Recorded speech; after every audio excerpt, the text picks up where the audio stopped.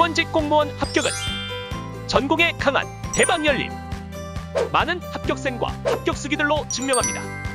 필기 고득점부터 면접까지 대방열림에서 제대로 준비하세요. 자, 안녕하세요. 안녕하세요. 네, 보건행정 담당하고 있는 김희영입니다. 보건행정은 저한테는 아픈 손가락 같은 자식이에요. 제가 보기에는 아주 번듯하고 잘생기고 깔끔한데 많은 사람들이 보건행정하면 어렵다, 추하다, 보기 싫다, 말도 안 되는 부정적인 단어로 언급을 하고 있습니다. 근데 보건행정 조금 공부하신 분 아시겠지만 진짜 깔끔한 게 문제를 절대로 꼬지 않습니다. 그리고 문제를 절대로 장난하지 않는다는 거죠. 있는 그대로 문제를 내요. 그럼에도 불구하고 어렵다고 느끼는 거는 여러분들이 시간적 투자를 안 한다는 거죠. 그렇죠? 그래서 조금만 시간적 투자를 하면 나중에는 효자 과목으로 다가서는 게 보건행정이다라고 보시면 되고요. 그럼 그동안에 기출문제가 어떤 식으로 나왔는데 그거 한번 설명드리고 그 다음에 저랑 공부할 때 어떤 식으로 공부할 건지 사용 설명서 말씀드리겠습니다. 자, 보시면 제가 이제 이것도 역시 공개된 문제만 4개년을 좀 갖고 왔어요. 그래서 2018년부터 2021년까지 그래서 이것도 역시 가장 많이 나온 부분이 어떤 부분인지 그리고 이거의 추세는 어떤지 이 두 가지에 좀 신경을 써서 보시면 될 것 같은데 가장 많이 나온 부분은 요거 자 보건행정 조직입니다. 물론 여기 조직 안에는 인사 쪽도 들어가요. 그래서 양이 굉장히 많기 때문에 당연히 많이 나왔구나 라고 보는데 처음에는 엄청 많이 나왔습니다. 20문제 중에서 8문제나 나왔거든요. 그러다가 점점 줄어들고 있어요. 그렇죠? 근데 줄어들어도 그래도 많아요. 5개니까. 그렇죠? 그러면 이걸 누가 가져갔는지 되게 궁금할 거예요. 일단 조직 이쪽이 좀 많이 나왔구나. 누가 가져갔냐면 그 바로 위에 거를 보세요. 이게 평균 3개 정도 됐는데 이론적 기초요. 그러니까 이론적 기초에는 뭐 보건행정의 개념이라든지 또는 뭐 역사 부분이라든지 이런 것들이 해당이 되는 거고 여기는 이론도 들어가요. 건강 신념 모형, 건강 증지 모형 이런 이론도 들어가거든요. 이런 것들이 처음에는 하나였다가 점점 갈수록 많아져서 5개까지 나왔습니다. 그렇죠? 결국 이 조직 거를 기초가 가져갔구나라고 보시면 돼요. 결국 보건행정은 기본만 충실하면 되겠구나라는 생각을 좀 하시면 될 것 같아요.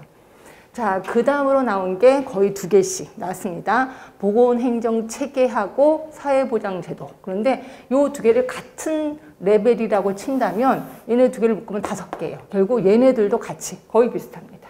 그렇죠? 그래서 보건의료 체계 또는 사회보장제도도 우리 할 때 같이 하거든요. 이러다 보니까 이거 같이 묶으면 위에 거랑 만만치 않구나라고 보시면 되고 그 다음에 경제 부분이요. 자, 경제 부분이 여러분들이 되게 싫어하는 예산 쪽이 좀 들어가 있거든요. 근데 그걸 경제를 딱 묶으니까 이곳에 2문제나 나오잖아요. 그러니까 우선적이 굉장히 높은 거죠. 그래서 맨 처음에는 되게 3개 정도였다가 중간에 안 나오다가 다시 또 이제 슬슬 나오기 시작하는 거죠. 그래서 이 경제 부분은 조금 까탈스럽게 여러분들한테 접근할 겁니다. 그래서 쉬운 문제가 아니라 좀 숨어있는 문제들이 좀 나온다라고 보시면 되고 예외되는 것들 이런 것들이 좀 나오는 거죠. 그래서 이쪽 부분은 제가 조금 더 시간적 투자를 하겠습니다. 좀 천천히 하고 그다음 완벽하게 외울 수 있게끔 좀 하도록 할 거고요.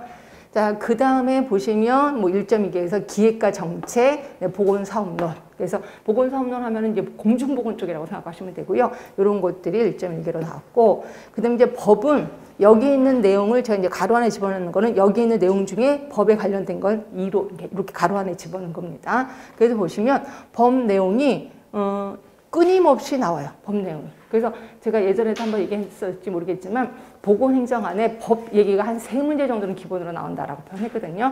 그래서 보니까 거의 2문제, 여기 4문제였습니다. 위에서 2문제가 있고 그냥 2문제가 있고 그래서 4문제고 그 다음에 2021년도에는 3문제 정도가 법 얘기가 나왔다라고 보시면 돼요. 그래서 제가 하다가 계속해서 법 얘기를 좀 할 거다 이렇게 생각하시면 될 거고요. 그럼 각각에서 어떤 내용들이 서 있는지 볼게요.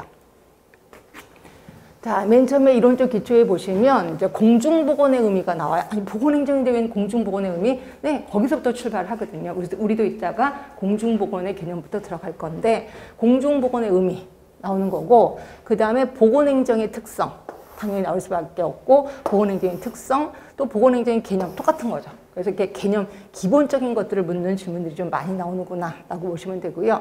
그다음에 이제 한국의 역사, 그래서 예전의 역사가 하나만 알면 문제를 풀 수 있게끔 했는데 이제는 보기 안에 4개를 다 역사를 집어넣는 거죠. 그래서 모든 역사를 다 알아야 풀 수 있게끔 하는 이제 한국의 역사가 슬슬 나왔었고요. 그 다음에 우리 유명한 사람 누구세요? 앤더슨, 워낙 유명하신 분, 굴릭, 그리고 캐슬 콥, 앤더슨 또 나옵니다. 그래서 이런 분들의 이름은 워낙 유명하니까 이런 분들은 좀 기억해야 되겠다라고 생각하시면 될 것 같고, 그 다음에 아까 제가 말한 대로 건강신년 모형 나왔었죠. 그럼 건강신년 모형 하면 항상 건강 증진 모형도 같이 하셔야 될 것 같고, 이거 말고도 모형이 많습니다. 그래서 이 모형에 대해서도 좀 깊게 들어갈 거다라고 보시면 될 것 같고요. 자, 그 다음에 보건행정 조직이요. 굉장히 많이 나왔다는 조직. 조직에는 대부분 조직의 원리 쪽이 좀 나왔을 거예요. 그래서 이제 조직의 원리 좀 있는 거고요. 조직의 원리. 그리고 여기서도 보시면 뭐 조직의 원리 또 있습니다.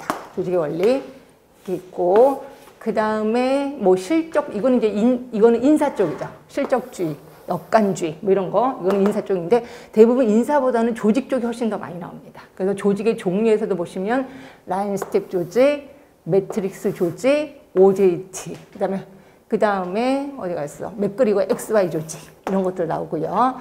자, 그 다음에 비공식 조직 이런 것들도 나오네요. 그러니까 조직의 종류에 대해서는 완벽히 아시면 될 것 같고요. 헐츠버그의 투여 이론도 나옵니다. 이렇게. 그 다음에 호손 실험, 이것도 우리 오늘 배울 겁니다. 아, 오늘 못 배우겠구나. 오늘 진도가. 호손 실험. 그 다음에 계층제 쪽에 포커스를 둬서 계층제 역기능이 2번씩이나 나왔었다. 이렇게 보시면 될 것 같고, 그 다음에 은근히 리더십이 좀 많이 나올 거라 생각을 했는데 그렇게 많이 나오진 않는데 변혁적 리더십 한 2개 정도가 나왔었습니다. 그래서 리더십이 예전에 굉장히 많이 나왔거든요. 근데 요새는 조금 그렇다고 아예 끊어진 건 아니고 2개 정도 나왔으니까. 그 다음에 또 특징적인 거는 보건복지부 쪽이 좀 많이 나옵니다. 그래서 보건복지부 소속기관, 보건복지부 소관기금 이런 것들. 그래서 보건복지부는 뭐 좀 까탈스럽긴 하는데 그래도 계속 공부는 하긴 해야 돼. 보건복지부 쪽이 좀 나오니까. 그 다음에 보건소 소속 조직. 그래서 보건소는 뭐 당연히 우리가 근무할 곳이니까 보건소에 대해서 아는 건 당연한 거고요. 그리고 더불어서 보건의료인 이런 것도 나오고 보건소의 기능 이렇게 나옵니다. 그 다음에 조금 당혹스러웠던 게 이제 레빈의 조직 변화. 그래서 조직이 변화되는데 그 순서가 있었었는데 이게 이제 우리 책에 있긴 있었었는데 제가 할 때도 슬쩍슬쩍 지나갔던 것인데 이게 이제 시험 문제가 나왔다는 거죠. 그래서 결국 우리 책을 처음부터 끝까지 소홀히 하면 안 되겠다라는 생각도 드시긴 하셔야 될 거예요. 그래서 보건행정 조직은 대부분 이런 식으로 나왔구나라고 보시면 되고, 자, 보건의료 체계입니다. 자, 보건의료 체계에서는 제일 많이 나온 게 보건의료 서비스의 사회경제적 특성. 이게 좀 많이 나오죠. 사회경제적 특성, 사회경제적 특성 이런 게 좀 나오는 거고요. 그 다음이 NHS, NHI. 그렇죠? 이게 국민보건 서비스, 이게 NHS죠. 그래서 NHS, NHI는 완벽하게 구분하면 될 것 같고, 여기서도 유명하신 분이 나왔는데 그분이 롬머죠. 롬머의 자유기업형. 그러니까 롬머의 분류, 이게 좀 시험 문제 좀 나오는 거고요. 그다음에 의료비는 당연히 나옵니다. 나올 수밖에 없는 거고. 그 다음에 총액계약제, 뭐 이거 말고도 행위별 수가제, 뭐 이런 것들 좀 나오는데, 뭐 행위별 수가제는 기본으로 나오는데 여기서 이제 총액계약제가 좀 나왔었다라고 보시면 될 것 같고, 이런 식으로 좀 나옵니다. 보건의료 자원, 보건의료 자원이 4개인 것도 아시지? 이런 것들이 시험 문제 기본으로 나오는구나. 딱 보면 다 아시는 것들이에요. 그러니까 시간적 투자를 하면 다 아시는 것들이다. 이렇게 보시면 될 것 같고. 자, 근데 사회보장제도입니다. 사회보장제도는 우리 책에서 되게 많은 부분을 차지하는데, 이게 보면은, 문제가 별로 안 나왔네요 라고 생각하지만, 그걸 다 알아야 풀 수 있는 것들이 꽤나 많아요. 그러니까 기본적으로 다 알아야 전체적으로 물어보는 것들이 좀 많아서. 자, 일단 보시면 베버리지의 사회보장제도. 이게 이제 베버리지가 사회보장의 아버지잖아요. 그래서 많이 나올 수밖에 없어서 베버리지의 원칙, 베버리지의 사회보장제도가 좀 나오는 거고, 우리나라 의료보장제도. 여기 좀 나옵니다. 여기에는 우리나라 건강보험, 사회보험, 공공부조. 다 우리나라 겁니다. 그리고 미국의 메디케어 나오는 거고, 심평원도 당연히 우리나라 거죠. 그래서 대부분 우리나라 사회보장제도를 물어보는 질문도 꽤나 많구나라고 보시면 될 것 같고요. 자, 요번에 아침에 보니까 우리나라 그 보험료 지금 지역 가입자들이 내는 보험료가 되게 많은데 이거 다 뜯어 고치겠다. 뭐 이렇게 얘기를 하고 있습니다. 그래서 예전에 우리 지역 가입자 보험료는 뭐 소득과 재산 갖고 했는데 재산을 없애고 소득만 갖고 하겠다. 뭐 이런 식으로 얘기를 하고 있습니다. 그래서 이번에 또 많이 뜯어 고칠 것 같아서 조금 더 신경을 써야 될 것 같다라는 생각이 듭니다. 자, 그 다음에 기획과 정책이요. 자, 기획과 정책은 이걸 여러분들이 조금 어려워해요. 근데 어려워할 수밖에 없는 게 말이 좀 딱딱합니다. 그리고 단어가 좀 낯설기 때문에 이걸 좀 어려워하는데 여기서도 문제는 아까 한 1.7개 정도 나왔잖아요. 그래서 이것도 좀 공부를 하셔야 되긴 하는데 일단 모형 얘기가 나올 거예요. 호남 모형, 합리 모형 이런 것들이 좀 나오고 그 다음에 돈압에 대한 질평가도는 워낙 유명하니까 이거는 머릿속에 반드시 좀 들어가야 될 것 같다 하시면 될 것 같고 그 다음에 뭐 분배 정책, 재분배 정책 이런 것들 나오고 그 다음에 비용 편익 분석 이거 알고 계시죠? 딱 제목을 보면서 아 이런 거구나라고 딱 알고 있어야 됩니다. 그리고 여러분이 가장 힘들어하는 게 보건기획 수립상의 제약 요인. 요걸 잘 까탈스러워하죠. 이거는 보건계획 수립상의 제약 요인도 있고 집행상의 제약 요인도 있고 이것을 외우는 게 굉장히 많은데 이게 끊임없이 나옵니다. 그러니까 문제 내시는 교수님들도 아 문제 낼 게 없어. 근데 조금 어렵게 해야 돼. 그럼 이제 만만한 게 이거죠. 그래서 기획상, 뭐 수립상 이런 식으로 얘기를 하고 있어서 이쪽 부분은 능력이 되는데 자꾸 외우셔야 돼. 그렇죠? 내가 시험 볼 때 나오면 나한테는 100%니까. 그래서 좀 기억을 해주시면 될 것 같고 자, 그 다음에 이제 경제 쪽이요. 경제 쪽에서 당연히 예산이 나옵니다. 예산. 그래서 예산, 준예산, 그리고 예산 불성립 시 예산의 종류. 거기 안에 준예산이 들어가는 거죠. 그래서 항상 정식적인 게 문제가 안 나오고 뭐 불성립이 됐을 때 또 예외되는 건 뭐냐 이런 식으로 나옵니다. 그러니까 예산 쪽에서는 원래 배우는 거 말고 그 다음에 뒤에 조금 까탈스러운 거 예외되는 거 불성립 때 이런 식으로 좀 외우시는 게 좀 좋을 것 같고요. 그 다음에 의료비 증가율은 기본적으로 당연히 알고 계셔야 되는 거고 그 다음에 가격 탄력성 계산하는 거 나왔었습니다. 가격 탄력성 그 계산하는 거 나왔었고 기금에 대해서 특히 보건복지부 소속 기금을 물어보는 질문도 나왔었거든요. 그러니까 이런 식으로 해서 경제 쪽은 약간 숨어있는 문제들이 좀 많이 나온다라고 보시면 돼요. 그러기 위해서는 조금 더 폭넓은 공부를 좀 해야 되겠구나라는 생각이 좀 드시면 되고요.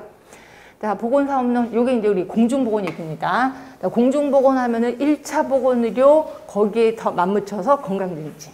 나올 수밖에 없는 거죠. 그래서 1차 보건의료의 4개 A, 그거와 맞물려서 건강증진, 캐나다의 오타와 회의. 이런 것들이 좀 나온 거고요.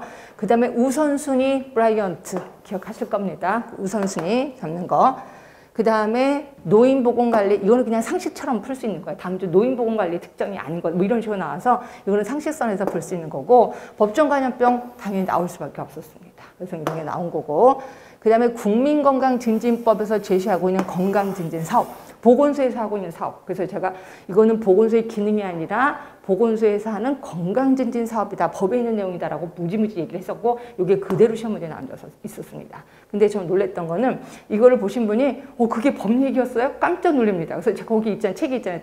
책이 있네요? 깜짝 놀랐고 그거 보고 제가 더 깜짝 놀랐습니다. 제가 그렇게 주장했는데도 이걸 뒤늦게 하시는데 좀 속이 상하긴 했습니다.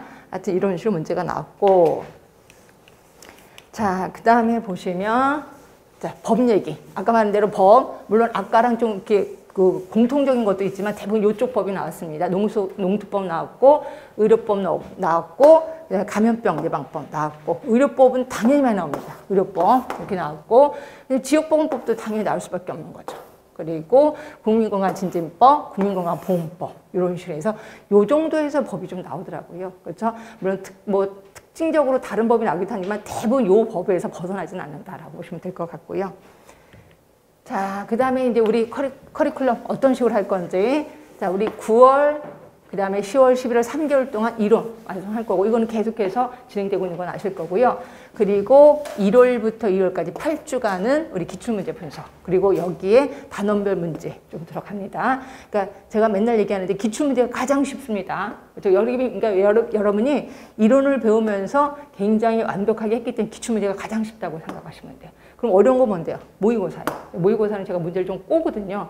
그러다 보니까 여러분들이 멘붕 상태에 빠지는 게 모의고사. 그래서 예전에 어떤 분은 모의고사 갑자기 하고 있는 도중에 갑자기 울어서 제가 깜짝 놀랐어요. 그래서 자기 너무 약 오르되는 거예요. 제가 많이 알고 있었는데 모의고사 보니까 너무 점수가 한 번이 없어서 약이 오른다고 막 그러더라고요. 그래서 제가 죄송했는데 그다음에 제가 조금 문제를 쉽게 내긴 하지만 그래도 어렵습니다. 모의고사 있고 그 다음에 4월부터 5월 사이에는 이제 동영 모의고사 들어가고, 그 다음에 이때는 굉장히 단단해지거든요. 여러분 실력이. 그래서 이제 거꾸로 스터디 그룹을 한번 해볼까 합니다. 그래서 여러분이 저한테 질문하시고 제가 거꾸로 질문도 하고 이런 식으로 해서 제 소원이 항상 주고받는 거다 이렇게 얘기를 했고요. 특히 보건행정에서는 주고받으면 정말 재밌습니다. 그래서 제가 제일 신날 때가 요때다라고 보시면 될 것 같고, 하여튼 저를 충족시켜 주셨으면 좋겠습니다.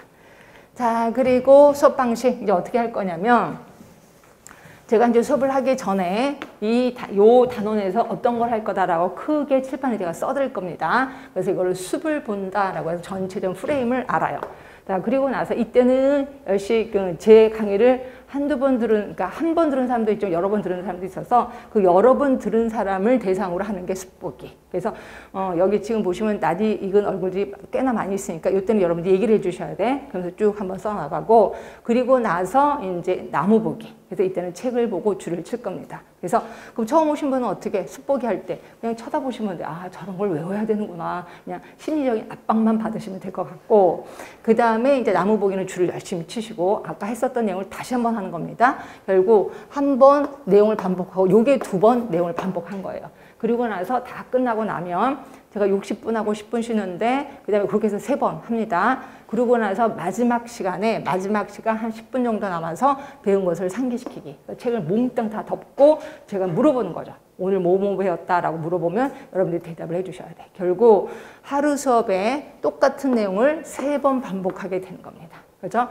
자, 그리고 나서 다음 주에 오실 때는 열심히 이제 공부를 해갖고 오셔야 되겠지. 오시면 쪽지 시험이 기다리고 있을 거예요. 그래서 쪽지 시험 엄청 쉽습니다. 그래서 쪽지 시험은 그냥 기본적인 거라고 보시면 돼요. 그래서 기본적인 보면서 그래도 분명히 내가 나한테 있는 약점이 있을 거예요. 그래서 뭐 문장을 잘 못 읽는다거나 또는 옳은 건데 틀린 거로 한다거나 이런 식으로 해서 내 성격을 알 수도 있습니다. 그래서 나의 약점 알기. 그래서 여기서 다시 한번 반복하니까 4번째 반복을 하게 되는 거죠. 자, 그러고 나서 이제 수업이 다 끝났어. 그러면 제가 애프터 서비스 차원으로 메일링 하겠습니다. 그래서 한 번 보내는데 10문제씩 해서 30회를 보냅니다. 그 문제가 장난 아닙니다. 근데 이것도 역시 쉬운 문제예요. 근데 절대로 정답을 가르쳐 드리진 않는 거고요. 여러분한테 문제를 보내드리면 여러분이 답글로, 답 메일로 1번 몇 번입니다. 2번 몇 번입니다. 그럼 제가 보고 몇 번 틀렸습니다. 몇 번 틀렸습니다. 이렇게 얘기를 합니다. 자, 근데 가끔가다 그러신 분이 있어요. 이제 하다 보면 이제 심리적으로 좀 속상한 일도 있을 거야. 그럼 거기다 탁 써요. 오늘은 비가 오는데 마음도 울적합니다. 막 써요. 근데 제가 예전에 그걸 다 댓글로 달아줬거든요. 그러니까 시간이 너무 걸리는 거야. 그래서 제가 그냥 마음만 울적하고 그냥 답은 몇 번 틀렸습니다. 그렇게 싹 보내요. 그랬더니 혹시 본인 저보고 제가 하는 거 아니지 않습니까? 그런데 제가 합니다. 분명히 제가 하는데 일일이 달아드릴 수 없어서 그러고 그냥 제가 가끔마다 점만 몇 개 팅팅팅 찍어요. 읽었다는 거죠. 그러니까 그렇게 알고 계시면 될 것 같고요. 하여튼 이렇게 해서 30회 일주일에 한 번씩입니다. 어떤 분은 좀 빨리 더 많이 보내주세요 그러는데 죄송하지만 그냥 일주일에 한 번씩 이렇게 해서 보내드리고 있고요. 자, 그리고서 이거는 아까 계산 답이 틀렸습니다 해서 3번 틀렸으면 나머지 하나 남은 게 정답이라고 보시면 돼요. 그래서 본인이 스스로 답을 알아가는 것이라고 보시면 될 것 같고요. 자, 그러면 이제 제가 맨날 그래요. 미리 외워라. 여러분들의 시험 보기 바로 전에 외우는데 미리 외우라는 거죠. 그럼 혹시 까먹으면 어떻게 해요? 그러기 위해서 실력을 유지하기 위해서 2개 집어넣습니다. 가로넣기하고 QR코드. 그래서 그 가로놓기가 어디 있냐면 잠깐만 볼게요. 책이 86쪽에 있어요. 86쪽에 파이널 테스트라고 해서 여기는 가로놓기가 있는데 이 가로놓기의 단어를 정말 기억을 해 두셔야 돼. 특히 보건행정 같은 경우는 단어가 낯선 단어가 엄청 많습니다. 그래서 제가 여기서 또 하나 부탁드리고 싶은 거는 단어장을 하나 만들으라는 거야. 낯선 단어장을 하나 만들어서 이왕 만드는 김에 기역, 니은, 디귿 순서대로 만들어요. 그래서 내가 잘 모르겠어. 그럼 그 단어를 얼른 기억에다가 딱 써서 그다음에 내가 이해한 용어로 쓰셔야 돼. 내가 이해한 용어로 써. 책에 있는 용어로 쓰지 말고. 그리고 만약에 그것도 쓰기 싫어. 그러면 책에 몇 쪽에 있다는 것만 표시를 해주세요. 그렇죠? 왜냐면 공부하시다 보면 이 단어 어디서 듣긴 들었는데 생각이 안 나. 그래서 이걸 책을 찾다 보면 하루 종일 책을 찾다가 그냥 결국 못 찾는 경우가 많아요. 저도 그런 거 공부해봐서 아는데, 그러니까 이거를 기억해놓고 책에 그러니까 단어를 쓰고 몇 쪽에 있다 이런 것만 쓰시면 공부하다 이 단어 있으면 빨리 가서 보면 이 내용이었구나를 알게 되는 거거든요. 결국 보건행정은 단어에 가장 키워드라고 보시면 돼요. 그래서 단어를 누가 많이 알고 있는지가 제일 중요합니다. 그래서 단어, 요게 이제 가로놓기라고 보시면 되고, 그래서 요거를 사진을 찍어서 그 다음에 길거리 다니면서 한번 훑어보고, 그래서 말 그대로 생활화를 하라는 거죠.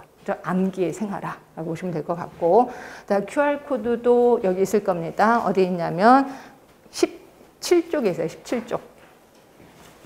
17쪽에 보시면 거기 지역사회 개념 옆에 QR코드가 있을 겁니다. 이것도 핸드폰으로 찍으시면 이제 제가 운영하고 있는 유튜브로 들어올 거고, 이거에 대해서 설명을 좀 하고 있을 겁니다. 그래서 어떤 분들은 뭐 설거지 하면서 이것도 유튜브 틀어놓기도 하고, 그래서 굉장히 활용을 좀 많이 한다. 근데 도움이 좀 된다라고 표현하기도 합니다. 그렇죠? 자, 이런 식으로 해서 결국 몇 번을 반복해요. 5번, 6번. 뭐 적어도 6번을 반복한다는 거죠. 예, 이러다 보면 당연히 외울 수밖에 없고, 그래서 저는 맨날 암기의 생활화 뭐 그렇게 얘기를 하고 있습니다. 자, 그럼에도 불구하고 질문이 생겼어. 그럼 질문하는 거. 자, 진동카페 있습니다. 진동카페에 가시면 여기 김희영의 전공 해결 있는 거고요. 여기 질문 올리시면 계속 저한테 알람이 뜹니다. 그래서 바로바로 제가 답변을 좀 드리도록 하고요.